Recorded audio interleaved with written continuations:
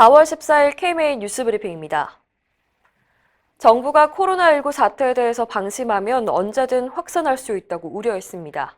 김강립 중앙재난안전대책본부 1총괄 조정관은 어제 정부 세종청사 브리핑에서 최근 며칠간 일일 확진자가 20-30명 선을 유지하고 있지만 부활절 종교 행사나 총선 영향을 확인하기 위해서는 앞으로 일주일간 확진자 추이를 면밀히 살펴봐야 한다고 말했습니다.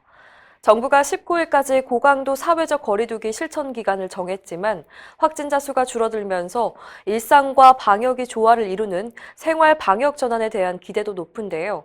김 조정관은 생활 방역 전환을 위해서 사회 각 부문이 어떻게 준비해야 하는지 논의를 시작했다고 밝혔습니다. 한편 오늘 오전 현재 확진자는 어제보다 27명 늘어 1,564명, 사망자는 222명입니다. 대한의사협회가 코로나19 사태에서 일부 원격 의료가 확산하는 것에 대해 경계를 표했습니다. 최대집 의협회장은 어제 온라인 생중계를 통해서 코로나19 대응 관련 기자회견을 열었습니다.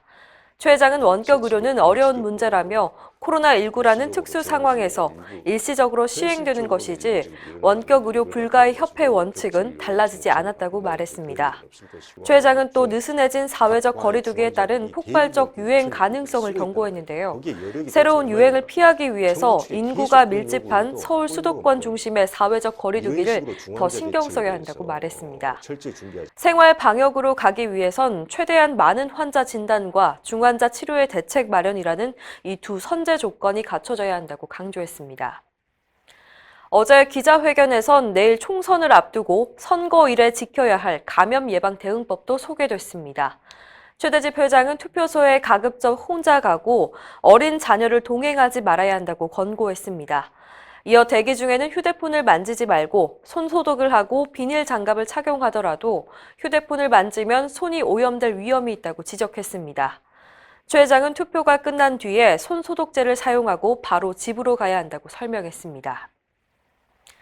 앞서 강력한 사회적 거리두기에서 생활 방역으로 전환하는 것을 염두에 두고 있다고 전해드렸는데요. 정부가 구체적인 생활 방역 수칙을 논의하고 있는 가운데 신중한 접근이 필요하다고 강조했습니다. 김강립 조정관은 생활 방역이 자칫 강력한 사회적 거리두기를 중단하고 일상으로 돌아가도 된다는 의미로 이해할 수 있는 우려가 있어서 매우 조심스럽게 접근할 수밖에 없고 전환 시기와 방법에 대해서도 깊이 고민해야 한다고 말했습니다. 정부는 현재 생활 방역에 대한 5대 수칙을 공개하고 국민들의 의견을 받고 있는데요. 향후 논의를 거쳐서 구체적인 지침을 공개할 예정입니다. 코로나19 사태가 길어지면서 의료기관이 경영난에 시달리고 있다는 소식 여러 번 전해드렸죠. 대형 병원도 예외는 아닙니다. 흔히 빅5로 불리는 병원들도 환자가 10에서 15% 감소한 것으로 드러났습니다.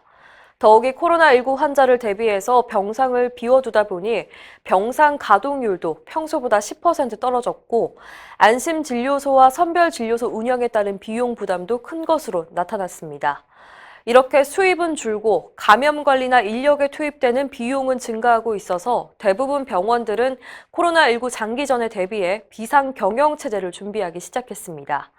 대형 병원보다 상황이 좋지 않은 중소병원들은 당장 존폐 기로에 서 있습니다. 의협 중소병원 살리기 태스크포스는 의료기관의 연쇄 도산으로 의료 전달 체계가 붕괴될 수 있다고 경고했습니다. 이상으로 뉴스브리핑을 마칩니다. 자세한 사항은 의협신문을 참고하시길 바랍니다.